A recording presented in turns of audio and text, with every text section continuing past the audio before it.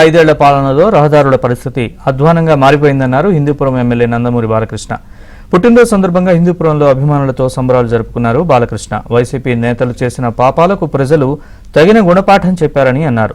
ఎంతో మంది అమాయకుల్ని వైసీపీ నేతలు హత్య చేశారని ఆరోపించారు. గతంలో హిందూపురం ఆర్టీసీ డిపో కేటాయించిన 20 కొత్త బస్సులను మాజీ మంత్రి పెద్దిరెడ్డి రామచంద్రారెడ్డి బలవంతంగా పొంగనూరు తీసుకెళ్లారని బాలకృష్ణ విమర్శించారు.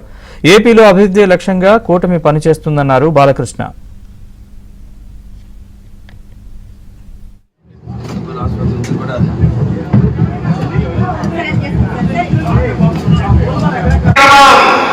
అత్యంత వైభవంగా కన్నుల పండుగగా అభిమానుల కోలాహల మధ్య జై బాలయ్య నాదాల మధ్య యువకుల కేరింతల మధ్య ఆడపడుచుల ఆశీర్వాదాల మధ్య పెద్దల దీవెన మధ్య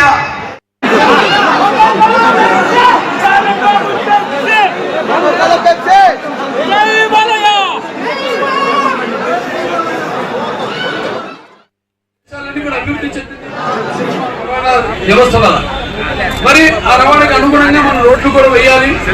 రేట్లు వేస్తేనే మనం అప్పుడు 2018 బస్సులు కూడా జరిగింది. ఆ తర్వాత పెద్దిరెడ్డి రామచంద్రెడ్డి గారు మొత్తం 10 బస్సులు తీసుకెళ్ళిపోయారు ఇక్కడి నుంచి. ఆనాడు కోతులు లేని మనం అన్ని బ్రహ్మాండమైన లింక్ రోడ్లు ఎటువంటి ఇబ్బంది కలగకుండా రోడ్లు వేయడం జరిగింది. మనం చూస్తున్నాం ఇప్పుడు ఇవాళ రోడ్లు మరి అతివృష్టి అనావృష్టి కొంచెం వర్షాల వల్ల లేకపోతే అనివార్య కారణాల వల్ల రోడ్లు ఏదైనా దెబ్బతింటే కనీసం అక్కడ కోతులు మట్టి కూడా పూడ్చే పాపానికి పోలేదు ఈ ప్రభుత్వం.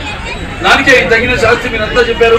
అలాగే ఎంతో మంది నుంచి కూడా బయట రాష్ట్రాలకు పక్క రాష్ట్రం బెంగళూరు అయితే కర్ణాటక జరుపుకుంటారు గవర్నమెంట్ వర్కర్స్ అయితే. అలా ఇవాళ చూస్తున్నాం మనం బస్సులు తక్కువ అయిపోయి ఈ రవాణా తక్కువ అయిపోయి వాళ్ళు ఎలాగైతే ఆటోల్లో ఎంతెంత ఒక్కొక్క ఆటోల్లో 10-20 మంది ప్రయాణం చేస్తూ వాళ్ళ ఎంతో ఇబ్బందులు పాలవుతున్నారు. ఇవాళ మరి చూస్తున్నాం వాళ్ళు చేసిన పాపానికి ఇవాళ ప్రజలు తగిన శాస్తి చెప్పారు. ఇవాళ ఎన్నికల్లో ఇవాళ మీ అందరికీ నా శిరస్సు మంచి ధన్యవాదాలు.